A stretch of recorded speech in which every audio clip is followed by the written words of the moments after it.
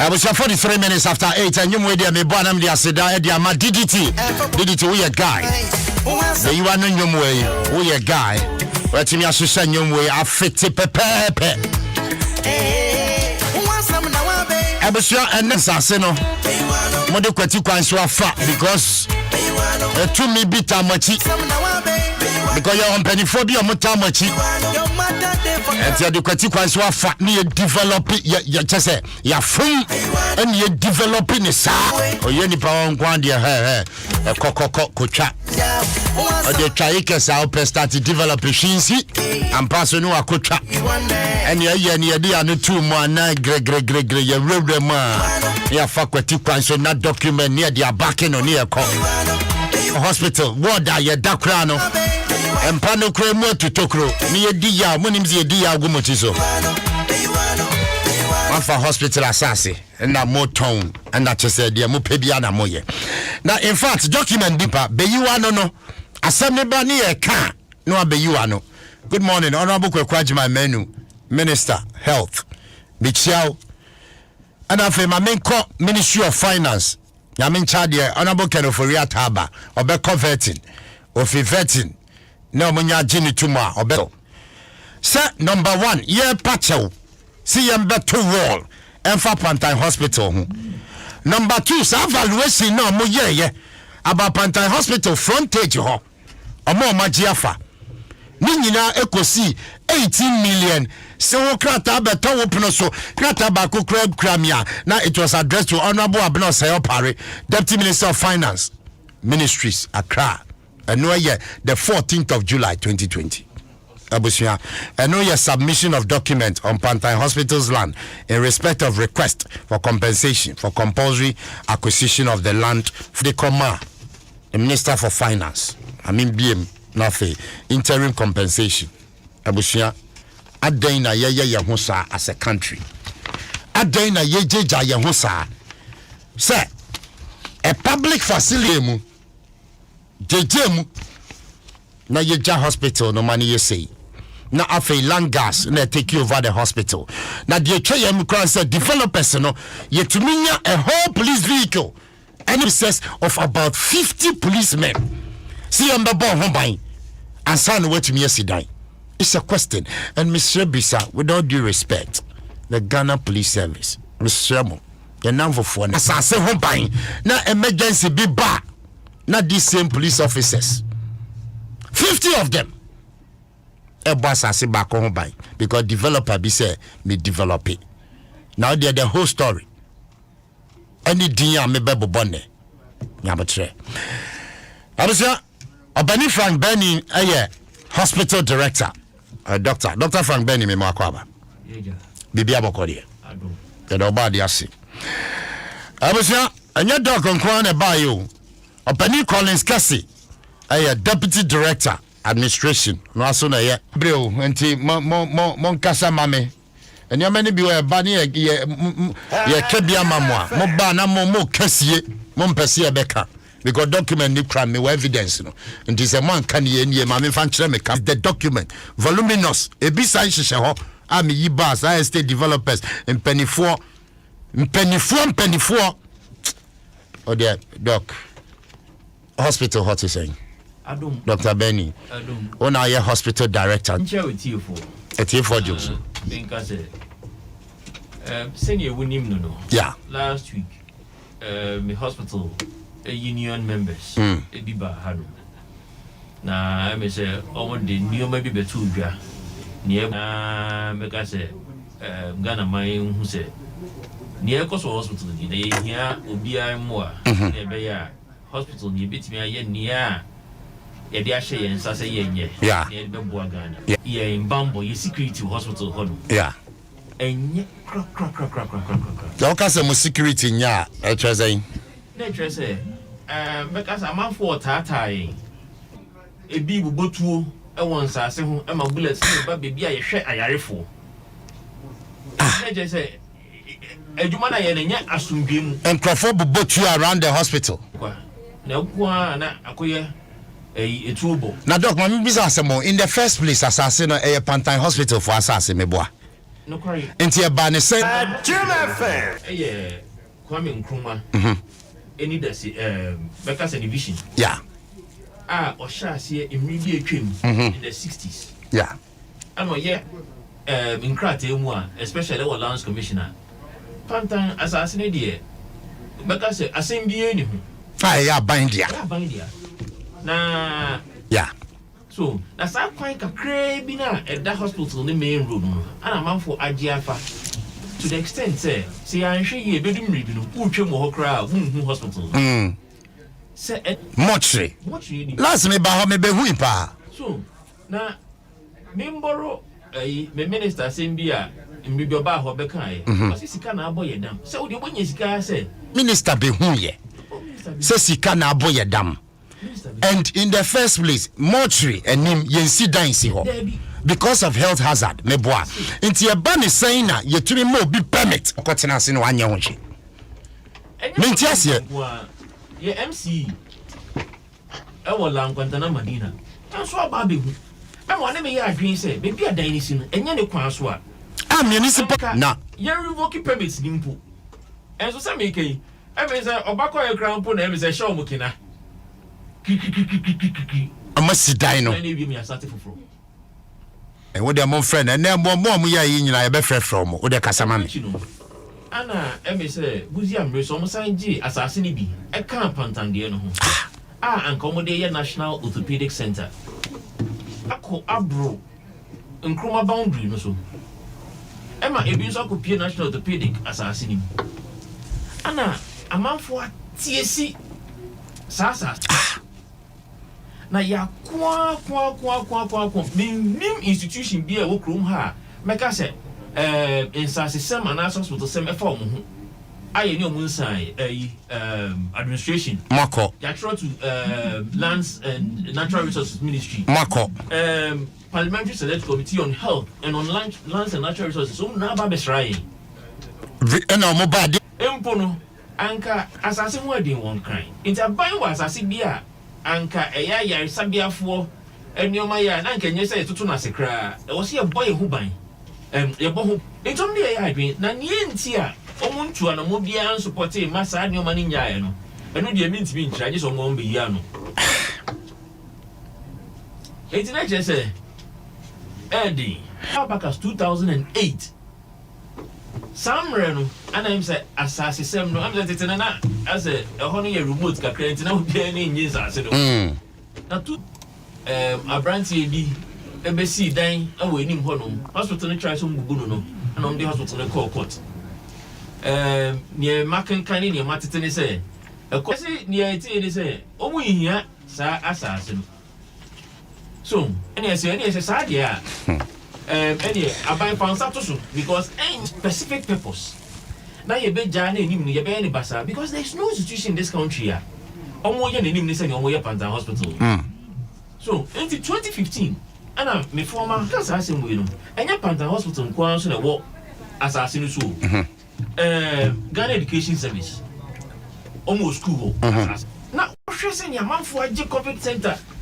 you treat a serious infection disease say na omanji COVID center ni na fa encroaches na enye ho hwe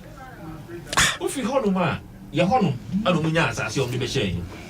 na sna midwifery school e wo ho e je schools no aye mienu na wo ho no yeah na say ya Medical and Dental Council cra e pass asase e die si a center for yeah e ba djuma betimi akoso ma so bia ba enye say ye din crofo be frafra ho basa asa 3 buildings bi wo ho and amo try so mo be constructive wall bi dia che hostel nim and I was surprised say inti when you know these are my mo try say mo be solving your ma wo kokoamu ni all these years why because every year the last 4 years say budget bia ye de shame say e ba beto wall amamo that here no correct all the time it's a budgeting but at the end of the day mo hu hwe so you hushi is it that mo nya follow up and say mo je ba mo nya moaye I mean so who me letters are much yaba media mu nsense mu sa 2016 2017 somewhere in July omo ye demonstration Jim FM in last year say me no ka say only giant 24 hours here because only safe. Say about 5 staff in our home. Some say, I'm not for back in your member be winner. And so me any day. Dr. Frank Benny, hospital director, Pantine Hospital, and I would say in Kanahaya Dome 106.3 FM. Mami and Geji Collins, now we hospital administrator. In I said, my doctor Penny Ekaino. Yeah. Security of the staff, there, because a year, Namibua, and Yakra. Sent he said, Obi ebe adwuma mframamu ebe gugu edan a wo ye adwuma so nchance so e ma bibim kototo compound basa na wo nye secure you feel traumatized said the doctor kan no la ni it say nsuogu nchance so nti ama ehu ato your staff no so and secondly and I'm say sa omisi o montem na safo no etututuo wutwamu kura na duanyumre na wutwamu akwa omu staff no bi profi say bi omu the opposing side we no mo attack o make us say this bike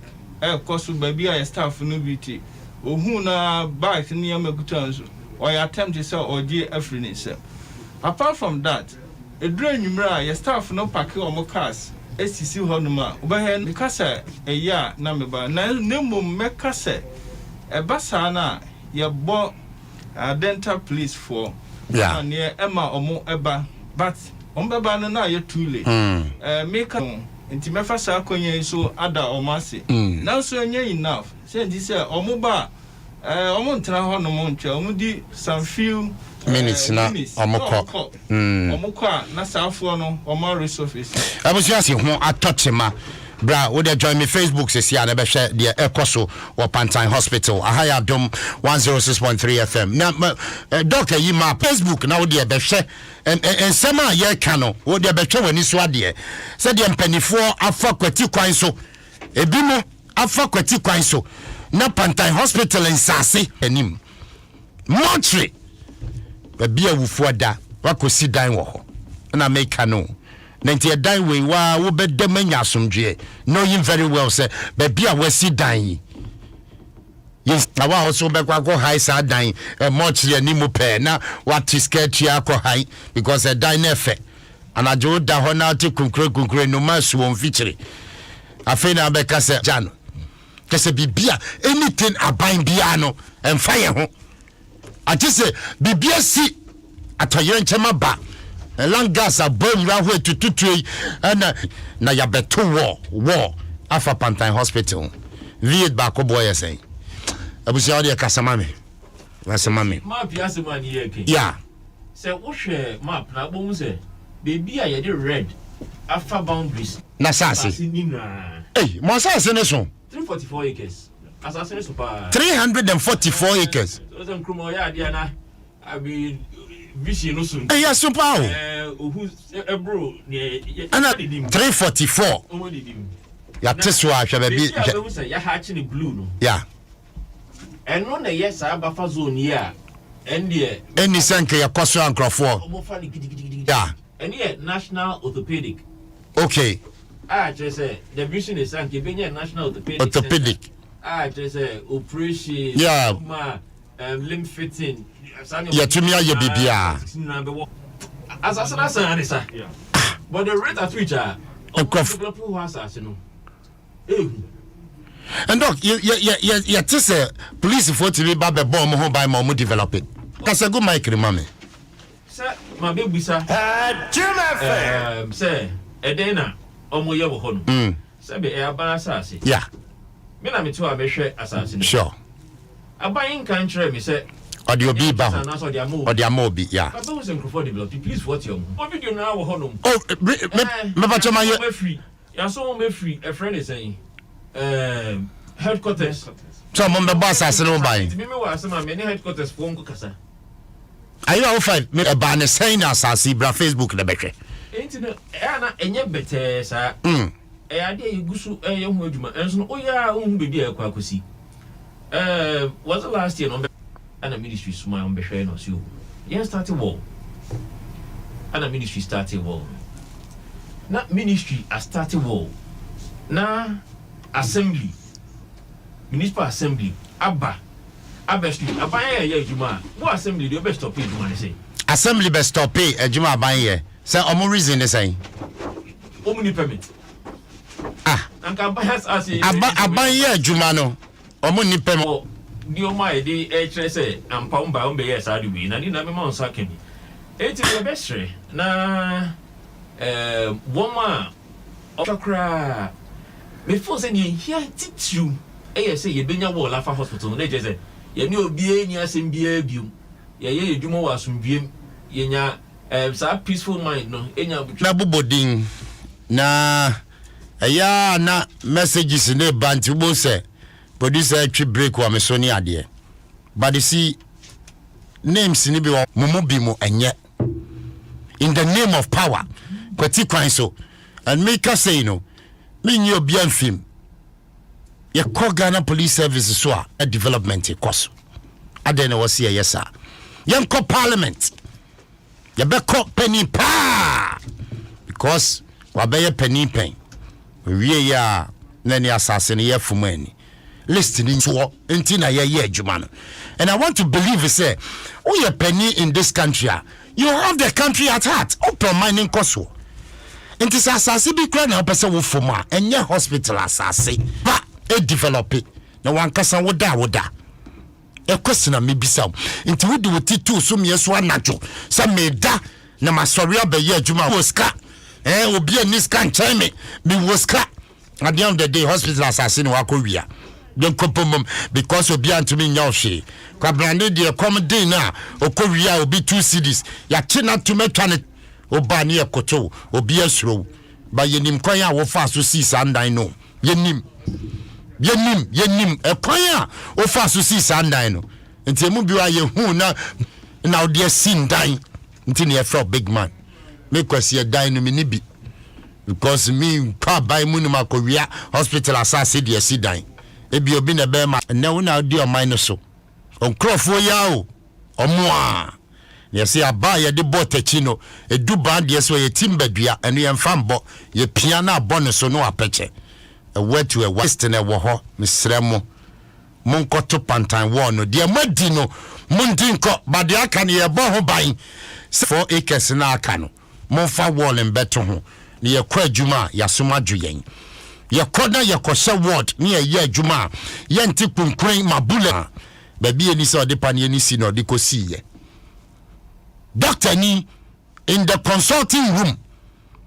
adru eni se trauma yarefo no ayem o mix J samples no mix ya o ti bulletin ka na odi obi foforo de swap ye e de assemble a word to a wise mamu me entwen a hospital like Pantai Hospital it residents. I will lead the demonstration myself. One yebesi way is about Ghana and we'll do it. Pantai for when you're ready work no. Mambrambe stop work. Good morning. Monday a bet was a higher dom. Doc, Midamasi, Asunjink.